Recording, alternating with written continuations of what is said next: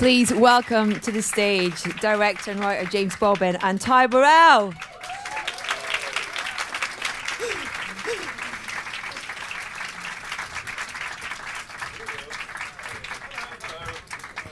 Neither of you heard that, but there were big gasps from the front of excitement from this front row. Wish we'd had them mic'd That up. was me. Yeah. Welcome. Thank you very much. Thank you. Hi. James, first of all, congratulations on another brilliant Muppet film. Thank you. No, thank you. It's my pleasure. My pleasure. Ty, I'm going to start with you, if that's okay. What was it like for you, and is like for you, being submerged in the world of these characters? Well, they basically had to be patient with me. You know, it's sort of like, don't work with kids and animals, but also don't work with, Ty Burrell. They're a very finely tuned machine. You know, they've been at it for, I don't know, however many years. 60 years. 60 years. And they're generally doing about 7 things at once. And I'm basically just trying to say my line. So, you try to kind of gently and humbly, find the rhythm, and they're also just a lovely group of guys, so they made it very easy. When did you know there was going to be a sequel? Well, when I was making the first one, I was kind of thinking all the time what we would do next, and the first one kind of ends in a very open way, and so I thought, well, because it's a Muppets movie, we can ask that very question in the movie itself. So the film starts with everyone going, well, what are we going to do now? And I love that idea that you can just do that in a Muppets film. And then, of course, you then go into a song called We Are Doing a Sequel. It's the first song in the movie, which is kind of like not even of the movie. Then the movie itself then starts. So that was kind of how I wanted to start the movie. Do you get creative license then, working on a film in a way like you this, never would with anything else. And it's the joy of writing this is you can write stuff that you probably wouldn't get away with anywhere else. And that's such a great it's freedom as a writer. It's really fun. And how did the film come together in terms of, do you have in your head who you want, in terms of real actors along with those Muppets, and then the story then kind of wrote itself? There are people in the world. There's two sorts of people in the world. There are people who are Muppety, and there are people who are not Muppety. And Ty is Muppety. Please take that as a compliment. I hope. No, it's a compliment. I very much mean that as a compliment. I absolutely do. I think. I've been asked, like, who's your favorite Muppet, and the more time I kind of ruminate on that thought, it's not my favorite Muppet, but I'm starting to realize that Jean-Pierre is just a hair's breadth away from being a Muppet. That's very true. Yeah. And what about in terms of the kind of musical elements to the film as well? Does that come after? Is that in your head as your... Not really. It's all part of the same process in script writing. When I'm writing with Nick, we write the script together, and then every now and then we'd have a thought, this would be a good place for a song. And often we just write the title of the song in. We're doing a sequel, number 1, number 2, something like that. And then we give that to Brett. And then having worked with Brett for many years on Friday the Conchords, we have a very good sort of shorthand together. Yeah. And so Brett would literally take the title, or maybe just the idea paragraph, what it could be about, and then go away for like 2 months and then come back with something which is automatically brilliant and usable. And I give him no notes, and we just make whatever he wants to make, because he's really funny and gets it every time. And I'm just so lucky to have him, because these songs in this film are so fantastic. They tell the story, they're funny, and they're catchy. He's very good at melody. And I've got kids, and I know that melody is very important for them. You have to, you want to be humming the tunes. And he's a very good tune meister, I say. So, he's really good at that, and that's a great gift. With your double act, sir, with yourself and your character Jean-Pierre and Eagle, I see. Yeah, it is a great double act. There are great double acts in the world, and they make a good double act. Yeah, well, do I hear spin-off? Yeah. Ooh. I see. There's a buddy cop movie there. No doubt. I'm too old for this stuff. That's for me. And then he's always in a fight with the sergeant. Yeah. Well, from the outset, there's all the running gags of America versus Europe, basically. So there's tons of tension there from the beginning, and then I love the arc that we basically have just like complete and total platonic love for each other by the time the end. We can see a bit of an example of that right now, actually. Okay. So this is the first meeting. They kept showing me cups for that scene with Ty, and the tiny cup, and I kept going, nope, smaller. Nope, smaller. And we're not sure it's registering on camera. Smaller. He came back with this like tiny, perfect. That's it. Almost can't hold it. It's so small. I'm really regretting Sam's not gigantic having cup as well. put that in my jacket. Yeah. It's probably as well. We're talking about creative license, but probably one of the few things where you can get away with heightening stereotypes and things like that as well. And Jean-Pierre kind of pulls on all those, those French characters that we've seen little bits here and there of. Well, when you're playing with Sam the Eagle, he's such a super patriotic American. Yeah. Obviously, the person who's going to hate the most in the whole world is a super European French guy. Well, so that was perfect. It almost feels like if it was possible to create one country that was called Europe, we would have done that. Like if I could have spoken European, I would have. But it was meant to be just sort of an overall, Europe versus America. But French seem to sort of accomplish that. But it's a very gentle lampooning. I mean, like speaking of lampooning, it does feel to me like National Lampoon's European Vacation at a point. Yeah. But that's good. That's the kind of attitude it should have, I think. Where when you're writing it, and I don't know if you considered how successful the first film was as well, but in terms of the tone that you want it to feel and who you want it, because it does appeal to such a variety of ages. Yeah, well, it has to. I mean, I remember the Muppet Show when I was watching in the 70s at home in my granny's house. I watched it with my entire family, and we'd all watch it together, and we'd laugh at different bits. And I'd laugh at this bit, and then my dad would laugh behind me. I'd go, "What are you laughing at? This is my show." Yeah. And I think he felt the same thing. And I think this is about the idea that I'm now the dad, and my daughter is now me, and I'm watching the film with her, and we're laughing at different bits, but really enjoying it together. And I love that idea because that's pretty rare. I had a similar experience, and I think that it was, one of its time. It was one of the few places where families were watching it all at once. And I remember my dad laughing at Stadler and Waldorf, and it influencing my sense of humor, basically, because I didn't really get what Stadler and Waldorf were talking about, but I really thought my dad was hilarious. So then you kind of just go, okay, well, that's funny, whatever that is. So eventually I'm going to figure that out.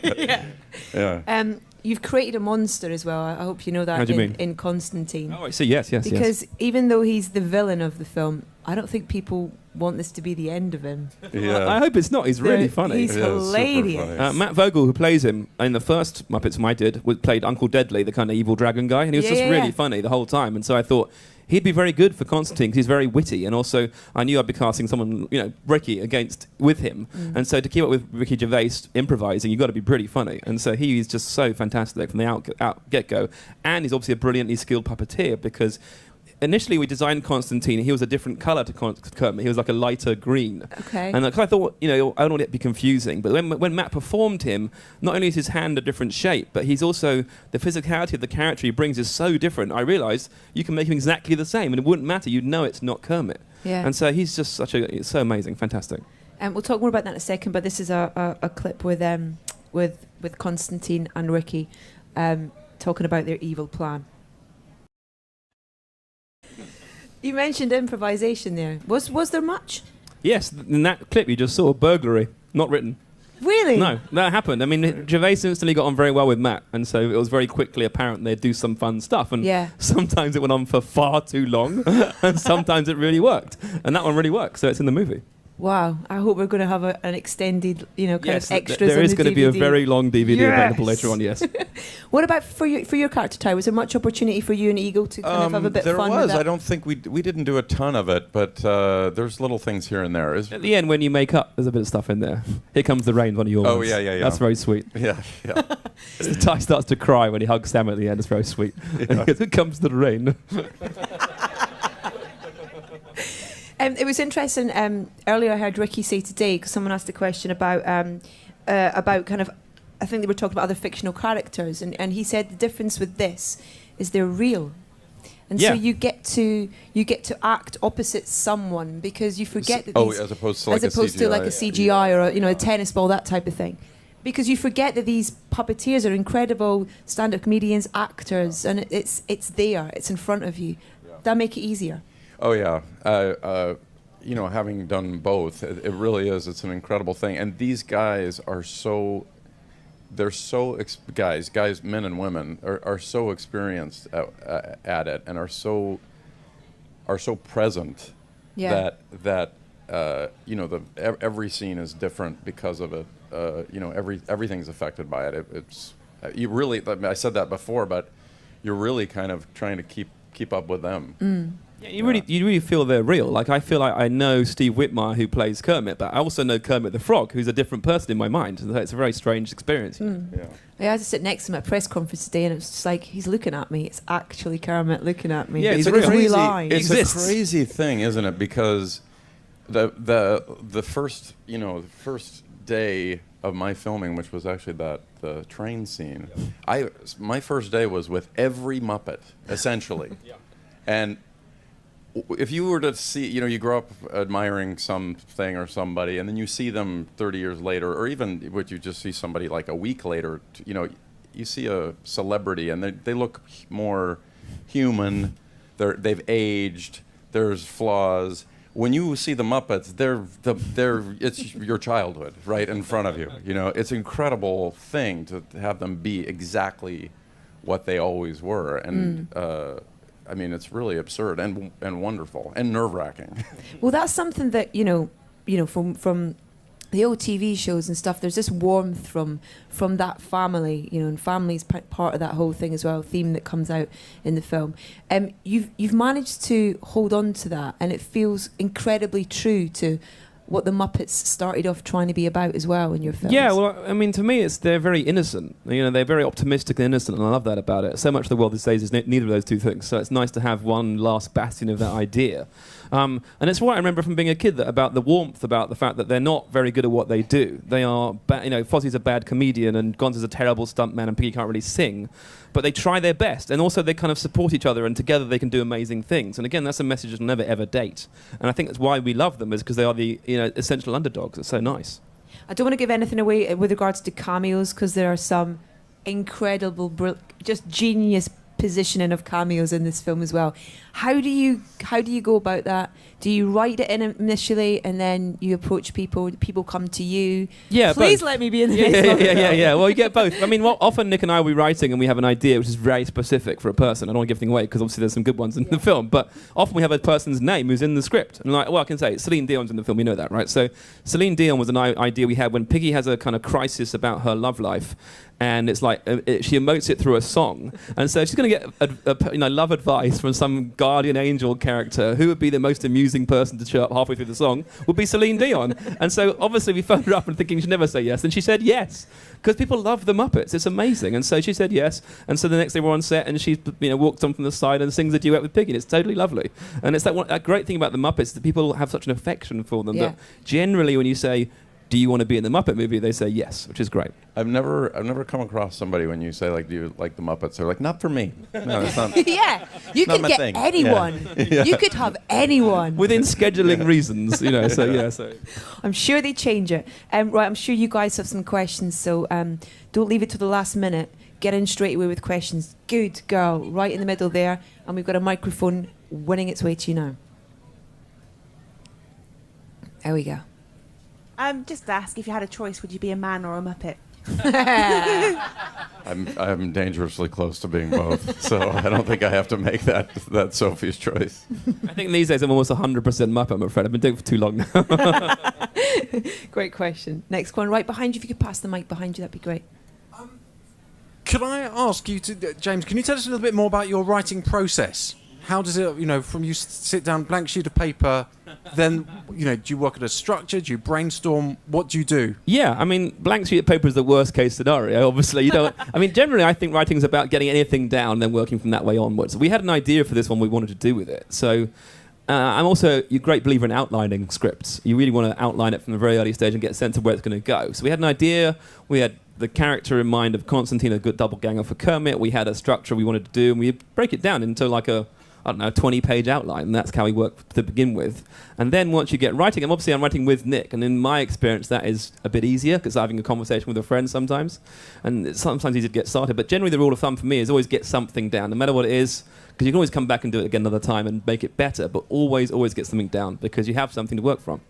So it's obviously it's a very simplified version of it, and it takes months. But generally, the work is often in the outline, and if you get that right, then the rest of it comes fairly straightforwardly. Do you like sit in an office and do it? Do you like kind of I go to 9 to 5? Nick's house and we Yeah. eat sandwiches and we write the film script together. This is lovely. It's like one of my best times ever on the whole process. Is eating sandwiches with Nick, writing jokes. That's really fun. Yeah. But I also write films by myself, so that's just in my office at work. I just sit by myself at a computer, which is less sociable, but you can do it. Yeah. Next question. Ty, I thought your French accent was really good, and I'm just wondering. Has your French accent always been that good, or did you have to practice? Well, I'm not sure where to start. I'm not sure if it was great, but thank you for saying that. That's very nice. There was a wonderful woman named Jill McCullough. By the way, your American accent is fantastic.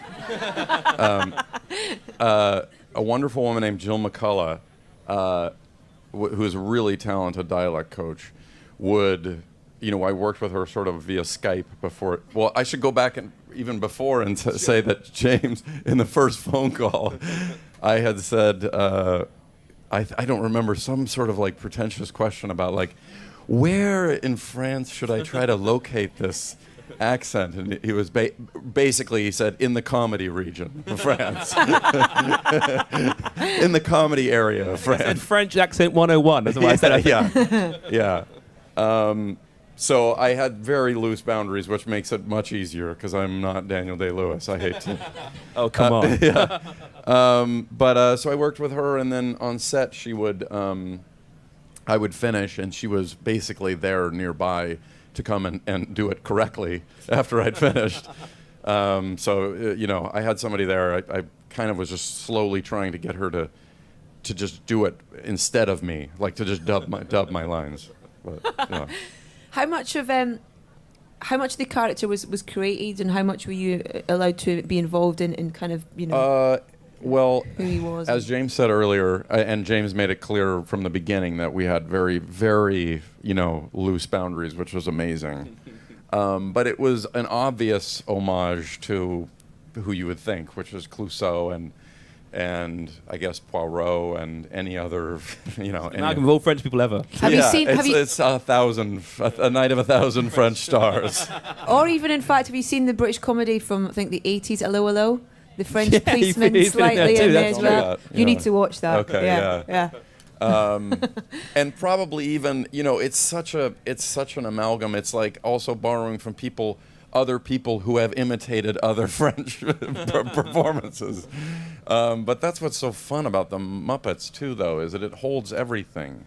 It really does seem to hold everything. It's just as long as the spirit is right, and they've always had such an earnest feeling to them, and if the spirit is that earnest spirit, I think it seems like it holds everything. Yeah.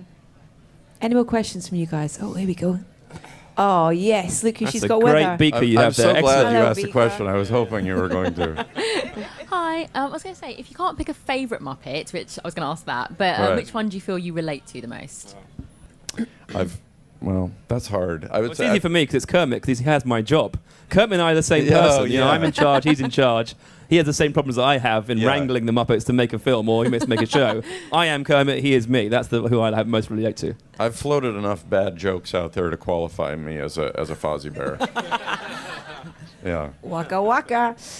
Okay, gentleman right here in the corner.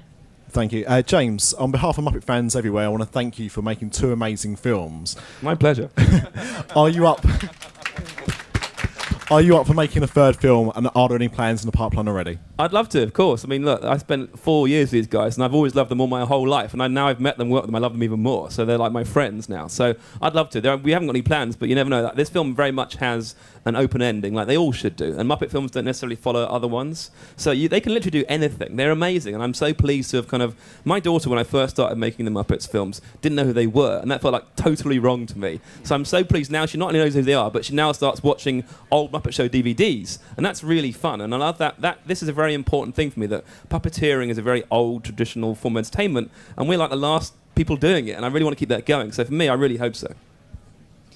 Does the Muppets feel like a British thing to you or an American thing to Well, you? weirdly, Or a bit yes, because of course I watched it as a kid thinking it's a show from England, but happened to have Americans in it. But Yeah. if you go to America, they think very differently, where they completely think it's an American show. But it has a slightly weird Anglo feel to it in a way, because obviously by the end of this Muppet show, there were English writers on the Muppet show, and English crew, English director, and all that sort of thing. So what exactly is that history? Well, basically, the show was made here Right. between 1976 and 1981 Okay. for 5 years because Jim couldn't get it going. In America, he pitched it to ABC in 1974, and they said no because adults would never like puppets. And so he very cleverly brought it to here to Lou Gray, to ATC or whatever it's called, ATV. And Lou Gray saw the potential of it and said, let's make this show. So they brilliantly made the show in England and then sold it back to America for a huge amount of money. And so they did really well out of it. So good luck to him.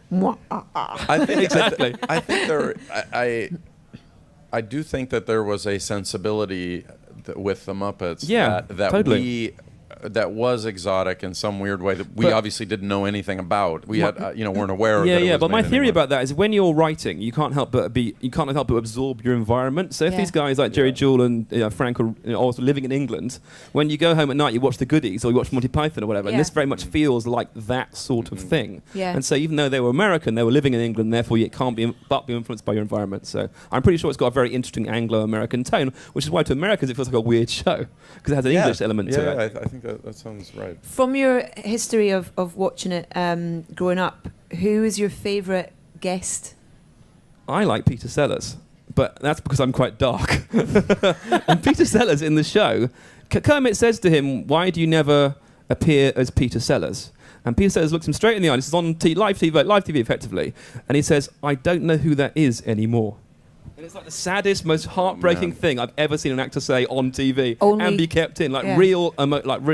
And so for me as an adult, that's an amazing thing. But he's also very funny in the show. But Yeah. it's like, that's incredible. That only to a Muppet could you admit that sort of thing. It's amazing.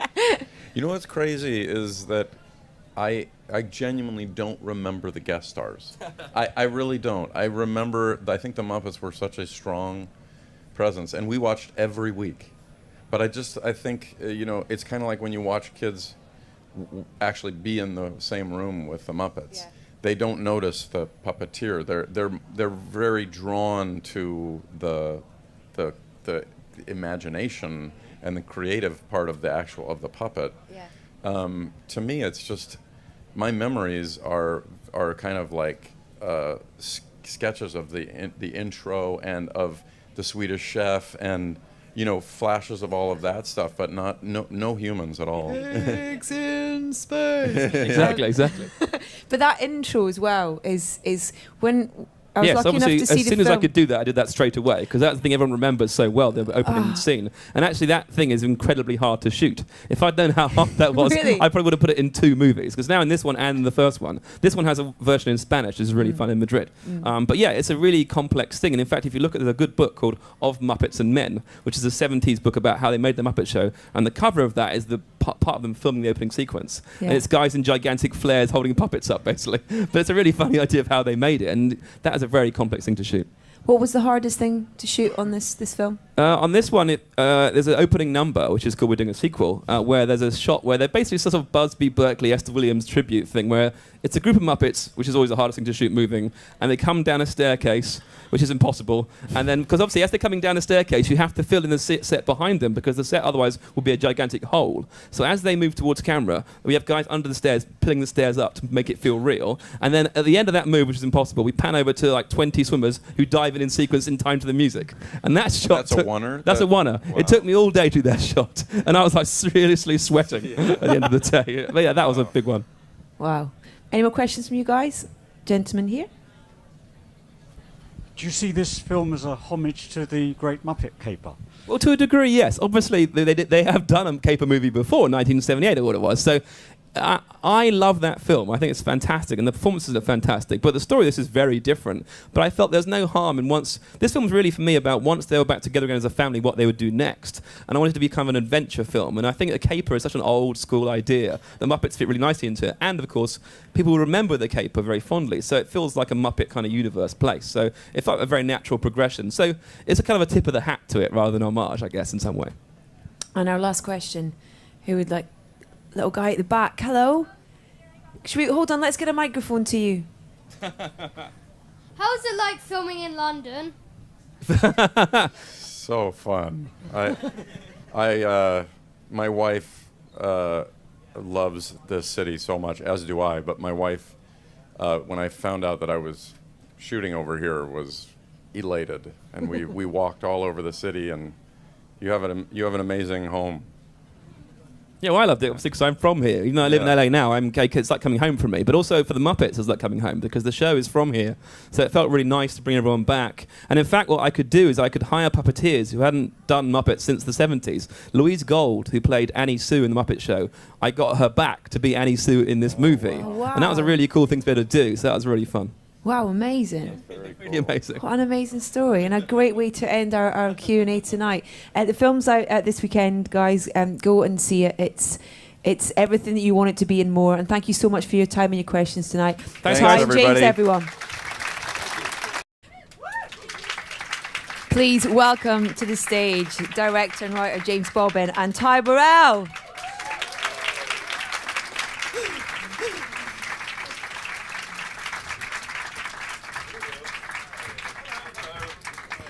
Neither of you heard that, but there were big gasps from the front of excitement from this front row. Wish we'd had them mic'd That up. was me. Welcome. Thank you very much. Thank you. Hi. James, first of all, congratulations. Kind of thinking all the time what we would do next. And the first one kind of ends in a very open way. And so I thought, well, because it's a Muppets movie, we can ask that very question in the movie itself. So the film starts with everyone going, well, what are we going to do now? And I love that idea that you can just do that in a Muppets film. And then, of course, you then go into a song called We Are Doing a Sequel. It's the first song in the movie, which is kind of like not even of the movie. Then the movie itself then starts. So that was kind of how I wanted to start the movie. Do you get creative license then working on Yeah, a in film a way like you this never as would with opposed anything to- else. And it's the joy of writing this is you can write stuff that you probably wouldn't get away with anywhere. For, I don't know, however many years. 60 years. 60 years. And they're generally doing about 7 things at once, and I'm basically just trying to say my line. So you try to kind of gently and humbly find the rhythm, and they're also just a lovely group of guys. So they made it very easy. When did you know there was going to be a sequel? Well, when I was making the first one, I was where else, and that's just a great it's freedom as a writer. It's really fun. And how did the film come together in terms of, do you have in your head who you want, in terms of real actors along with those Muppets, Yes. and then the story Yes. then kind of wrote Yes, there itself are almost? people in the world. There's two sorts of people in the world. There are people who are Muppety, and there are people who are not Muppety.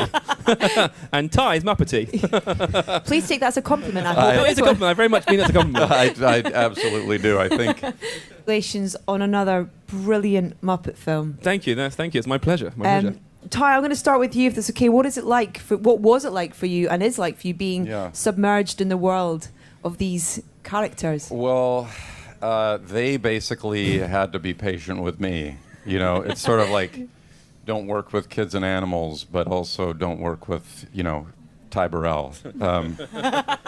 They're a very finely tuned machine. They've been at it for